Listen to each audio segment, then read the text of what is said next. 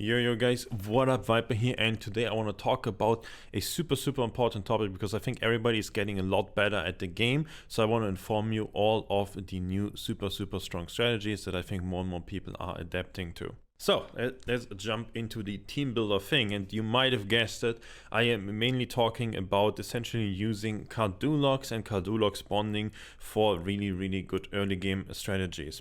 Now, to go a bit more in depth into this specific one right now, I still want to cover the overall idea that I'm going to make a future video about in probably really near future, where the idea of early game is a really interesting one, right? On one side, you can kind of just sacrifice the early game, you can lose a bunch of health points, and then you have the max amount of mastery points for whatever board of Illuvials you want to accomplish.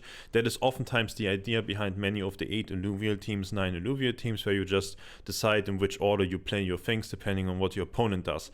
Now, I don't think that is really optimal. I think more and more people realize that that is not very much the optimal strategy. You don't just want to play a super weak early game, because the penalty of selling a unit and playing something else, it's not that big a penalty, honestly. And the really important thing, because I think that is what most people have been missing, especially early on, positioning, super clutch, super important. If you move a unit, it costs you 15% of the points anyways.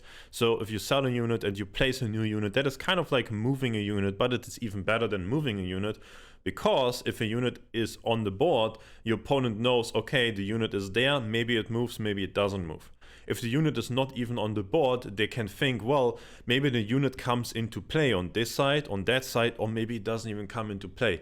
Really hard to counterplay against teams that evolve on a strategy of just being strong throughout the game, being strong from turn 1 to 3 onwards, and then eventually switching out some of the early game strength Illuvials towards more mid to late game strength Illuvials, because playing around that positioning is so hard for your opponent, and you're essentially just opening them up to make mistakes and make just weaker plays overall into what you're doing, just due to the nature of you giving yourself more options on what to do and how to act and how to adapt to your opponent and so on. You're giving the other guy more ways to make an error. So that is the overreaching idea, and I'm going to make a specific video about that, like I said. But now let's talk about Cardulox, which, well, today, the day I'm recording this, a new patch dropped. I don't think that patch is going to address the Cardulox early game thing at all. I think Toxic Colossus, super strong early game, and everybody is kind of aware of Toxic being a really good early game, and then later on it falls off, right? It loses strength. But that doesn't mean we can't just play the good early game and then later we swap out Cardulox or we swap out the Ranger bonding or, especially in the sense of repositioning. Even if you just sell your Cardulox and you replay it, that costs you 14 mastery points to clear off the bonding and to reposition Cardulox at the same time. 40 mastery points is really not that much. I think we all have to get over the idea of spending all of our points just making the strongest possible board like we did in survival, and we have to figure out how to adapt to our opponents' Illuvials in play by playing counter Illuvials, not only counter augments. And we also have to adapt a bit more to positioning overall, because I believe those are just fundamental skill sets that are very strong and will make you win more games. Now, let's get into explaining Cardulox and the options that you have with Cardulox especially, because I think that is the super basic and clutch opening that we can have and that more and more people are playing. Now, Cardulox is the Toxic trait and the Colossus trait, right? So Toxic basically gives a stack of poison. We can check that here real quick. So the Toxic trait. Toxic units apply poison every 4 seconds in a medium area around themselves, and they gain health on takedown. And poison, it's 1 stack at 2 and 3 Toxic, which is what you mainly get. The 4th one is kind of like really cool to have the option for 4 Toxic, by the way, because then if the legendary augment for Toxic is offered, that gives your team a entirely alternate win condition, as 4 Toxic is super powerful. And either your opponent has to respect that and put a lot of coins onto it, or, well, they probably just give it to you because it's not useful to them, and so they have to kind of gamble. Well, is he gonna go all in on the Toxic? Is he not gonna put a lot on Toxic? I don't know. It's just a really big upside to have this option for 4 Toxic, just due to the power level of it. Now, outside of that, Toxic, especially in the early game, a poison stack means 1% max health damage as pure damage ticking every single second. And a second stack means then it's 2, third, 4, 4th, 4, 5th, 5% damage that they take every single second.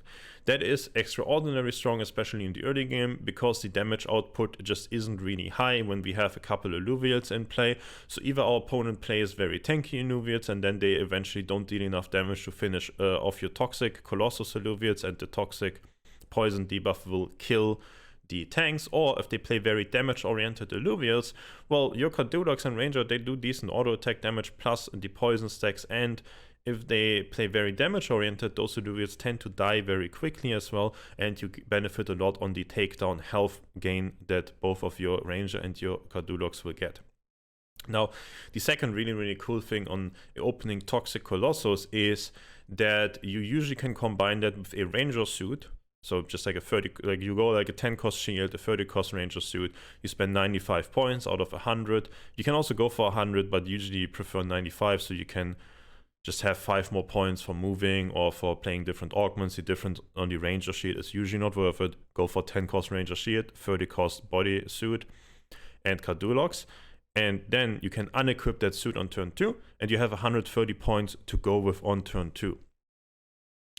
Now, 130 points on turn 2 leaves you with a lot of options, because both Toxic and Colossus have very strong additions that you can make to your team. And especially this 130 number, 135 number in this case, because we didn't spend 5 points on round 1. It oftentimes leaves you with the option to go for Null, another Colossus Illuvial that has a crowd control ability to the furthest enemies, which is very difficult to play around for your opponent's carry on turn 2. So they can't really play around this. It's going to be very disruptive and very strong. Baseline, good attack damage, decent attack speed, super high defensive stats, especially in combination with Colossus. So you add a tremendous amount of tankiness with another Colossus, and Toxic is just going to deal your damage anyways. So adding more tankiness is very good. And then the two other baseline options for a super strong turn 2 is either you can go for Arcalion, adding the Verdant option to your Null, and also Arcalion itself is a Verdant, and Verdant being super insane, especially in the early game, due to not the fact that it heals 35% of max health once the Illuvia drops below 60%, but due to the fact that you place a field around your Illuvials that recovers health per second to everybody around. A similar idea like Colossus and Toxic combination on round 1, where it is very difficult to take them down very quickly due to just the lack of damage in the earlier rounds on the enemy side. Health recovery on super high resistance Colossus Illuvials, incredibly powerful again, especially in the early rounds, because your opponent does not have the damage to take them down quickly. So very hard to kill any of your Illuvials, while Toxic will take them down. And then the other option, if maybe you don't even need the Verdant, you don't need all that healing, you might need more damage output, you can just put down a Riptorus. Riptorus, one of the highest attack damage, attack speed combination Illuvials, a super high damage dealing ability, especially if you are facing, for example, other Colossus enemies due to the max health damage portion of the ability. And the ability is also applying poison, which is a max health percentage true damage option. So Riptorus very good versus other Colossus and tanky openings, and just due to the amount of mastery points you have from utilizing a Ranger suit on round 1 with Cardulox, you can easily go for either Null Arcanion or a Null Riptorus combination on turn 2. Now going into round 3, you are already relatively free in where you want to go from here, because if you started out with Cardulox, Null Arcanion, you now have 3 Colossus, 2 Verdant and 2 Toxic, and you can just start adding in damage dealers. You can start building your team the way that you wanted to build it before. But now you probably won round 1 and round 2, and the leftovers from round 1 and 2 are just strong tanks and a good DPS damage output with Toxic as well. And then eventually you can sell your Cardulox or Arcalion, and you kind of just play a Colossus frontline plus whatever you wanted to play in your team overall, and that will set you up very strong for late game. You can put in carry options like Arcanite, like Invoker, like Rogues, anything you want really. It's basically a super strong damage, like early game damage trade, Toxic plus super good tank stats, while opponents don't have the damage to deal with them yet, and Colossus just scales really well into the late game. On the other note, Riptorus, for example, adding another poison and a fighter to your team, a lot of Illuvials that benefit for the team from the team-wide attack speed buff from fighter, or you just play very strong fighter Illuvials like a Phorus or lower stages of the Jotun, for example. Now, what are the options if we say, well, if we go for Arcanites or Invokers or all those other carry options, we have to clear off the bonding of Cardulox, so you have to sell Cardulox and replay it at one point. What if we don't do that? What are the options that we have if we don't even want to lose those mastery points by selling some of our early game? What if we just keep building on this, but we switch our ranger weapon, right? We can just switch off the toxic ranger weapon, because toxic is not that good in the later stages of the game, and in later stages of the game you can also just have a Riptorus on your board, so your Riptorus and Cardulox can still apply toxic. The difference between 2 and 3 toxic is not very much tremendous or relevant. Therefore, what are the other options? What can we go for? Now, big new patch dropped the day I'm recording this, and I think even before that patch I've been experimenting a lot with Spore, and I think Spore is a really strong synergy. Spore is a super insane frontline affinity, because it gives you dodge chance, which is a sick version of damage reduction, and it also gives you healing every time you dodge. And then it also reduces the energy efficiency of whoever is attacking you. So looking at a Spore being a super tank-oriented thing, and our Ranger being bonded to a Bulwark Illuvial, or we can just make a Colossus a Spore Ranger, and then our Ranger is gonna be one of the strongest tanks in the game, like close to just can't really be killed. Very strong frontline option there, and especially if the energy reduced efficiency is hitting the enemy team very hard, it's probably going to be super disruptive. And this is also a case where the higher upgraded ranger shields, which usually were very inefficient to use, might really come in handy, because the ranger shield gives you, on the 70 cost version, a super high damage reduction, and a high damage reduction in combination with now your ranger being able to heal is very powerful. So I believe that Spore Colossus Ranger is an insanely strong frontline option that you can go into for a stronger late game if you don't want to clear off the bonding on your Cardulox. Now the option then is you're not really bonding your Ranger to a damage trait. Oh wait, we also have seen a buff to Behemoth Illuvials, a Bulwark very much damage oriented trait, so you could be also going for a Spore and SWAT combination on your Ranger, which will make the Ranger a lot less tanky obviously, but it will add a lot of damage to your team with the Behemoth trait, and the Ranger being Spore is probably still gonna be upholding the front lines very well. Outside of that, obviously, yeah, any kind of Colossus option, really good, and the Ranger is just gonna be able to help your backline to stay alive, and then you just can go for a 2 Arcanite combo, or you can play for Invoker Illuvials, you can play for Slayer, you can play for whatever you really want. You can also focus the Toxic win condition with multiple Riptorus and Ripelands. Berserker got a buff, so Ripelands Berserker combination very strong. It essentially just allows you to have a very strong frontline with your Ranger, and then you can flex whatever backline you want to be playing. Also being able to reposition your Spore, maybe Colossus Ranger, wherever you want, can be an incredibly powerful protection against rogues, as you can just keep repositioning the Ranger to counter the enemy rogues for free. Then another tank option would be if late game you would switch to a Verdant Colossus Ranger, for example, and then all your Verdant Illuvials have even more max health recovered. You deploy even more healing fields that give even more health recovery per second. This could be a very good counter against DPS oriented teams that try to AoE down your entire team. So for example, it could work very well against a Scoriox Arcanite thing. It could work very well against other toxic enemies maybe, because maybe they have a really hard time dealing with the health recovery per second if there are multiple of those fields overlapping. So very good if your opponent is lacking single target damage, for example, while Spore, your Ranger just tanking all the single target damage, could be really strong against that. Also, Verdant wouldn't really rely upon you that you have to play more different Illuvials, because you're already running the Verdant Colossus and probably the Verdant Aegis Arcanion anyways. So that's just another option that you have for switching the late game bonding. Now, talking about Aegis Illuvials that you're running, you can also make your Ranger with Staff a Aegis Illuvial. And then you can just hyper buff one of your tanks with more shields and more resistances, which they already have a lot of because they are Colossus, right? Which, for example, can lead to your Cardulox with Thorns Augments on top of it, being able to just finish off enemy backline Illuvials just by, well, the backline Illuvials hitting your Cardulox that innate due to ability has Thorns with maybe a double Thorns augment, and then being shielded to thousands and thousands of health and giving extra resistances to just a tank where the enemies just kill themselves at, like Thorn Mail teams and Thorn Mail combos we've seen in TFT in the earlier sets. So I think that can be a very, very strong combination if your opponent doesn't really have a counterplay to it against, for example, high attack speed, auto attack carries like we've seen on Scoriox and Fyrox in the past. Talking about the other affinity options that you can also go into, there's, for example, Wildfire, which really, really works well if you're already going for the Aegis option. Because, well, Cardulox is nature, so you can just go a Fire Staff and you go Wildfire Aegis, which then can be very, very good in combination with Blotto. Because of Wildfire, you just add some more damage to your team.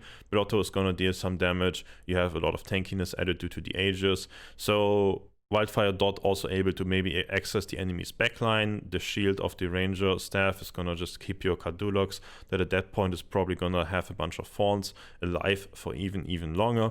And the whole idea of stacking more resistance to augments on the Aegis Illuvial like Blotto, that now is also dealing more damage of Wildfire. If it stays alive for longer, can cast multiple abilities, and at the same time can transfer the resistances due to the Aegis, transferring resistances to Cardulox.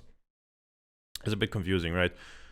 Let me sum this up. Aegis gives nearest Illuvial part of its resistance and a shield. So if I put a resistance augment onto my Blotto, it gives part of that to the guy that it's shielding and giving resistances to. Meaning, if I give my Blotto a 80 physical and energy resist augment, Blotto gets 80, and the Cardulox at 3 Aegis gets 40 because 50%.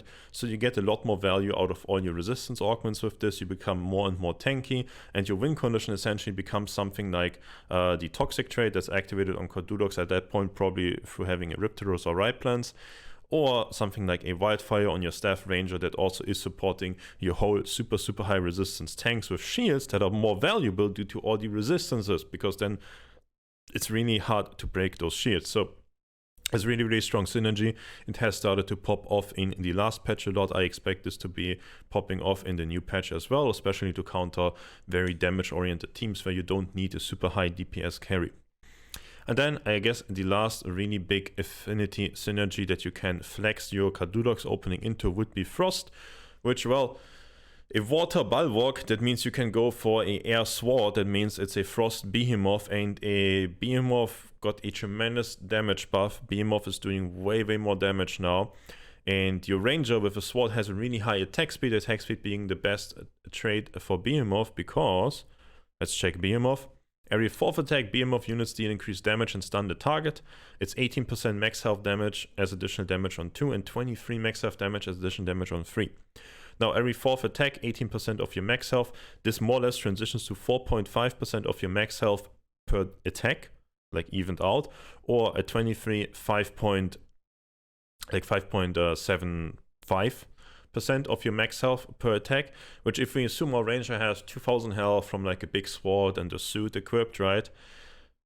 That's a lot. That's like, that's 45 attack damage per attack on 2 Behemoth and almost 60 on 3 Behemoth. That is more than most augments give you. So that is a very big damage buff there.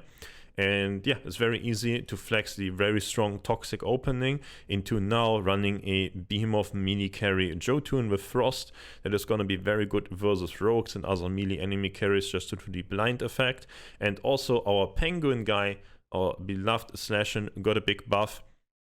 Therefore, Frost overall got a big buff, Behemoth overall got a big buff, and Slashing got a big buff, so Slashing can access the backline very well. And Vanguard, which is Slashing's other trait, also got a big buff, or rather a bug fix. Now it actually stuns. Now it actually does what it's supposed to be doing. So I can see that being a very strong flex option for our Cardulox moving forward. Now, another really cool option that you do have with the Cardulox, essentially water/nature plus bulwark on the dominant options, is Harbinger. Because now we have an augment added in the new patch that just at the start of combat flat out gives you Illuvial more Omega power.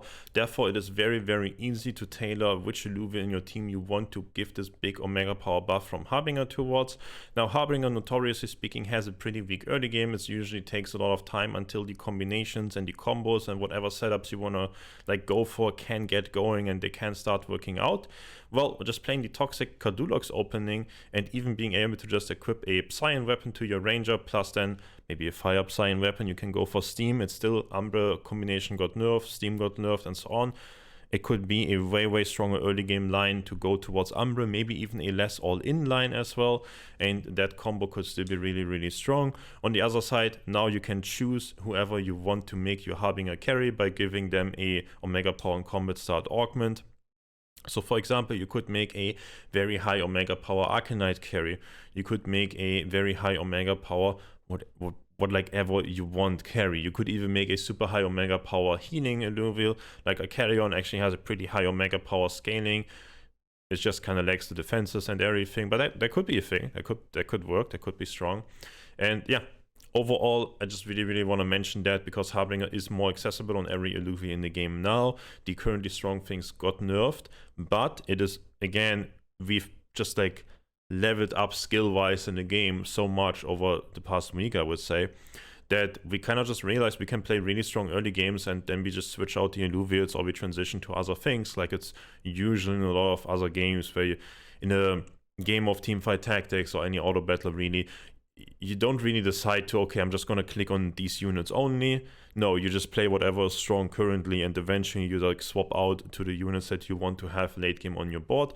We can adapt that same strategy here, and especially in something that is so combo and late game oriented like Harbinger, we can have a very strong early game and then an easy switch to the Harbinger bonding while maybe still having a Colossus frontline supporting whatever you want to be doing, especially if it's maybe a ranged carry like a Scoriox or Fireox that we give those Omega Power buffs to.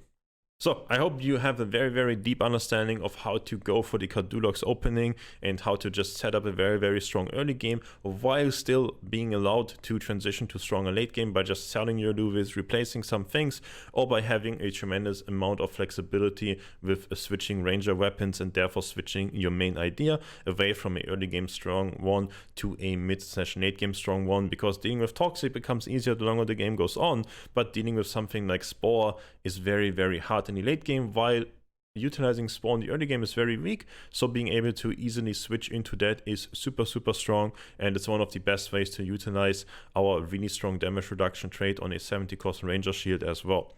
The only thing missing is, well, we just have to add whatever carries you want to add and you can experiment however you want.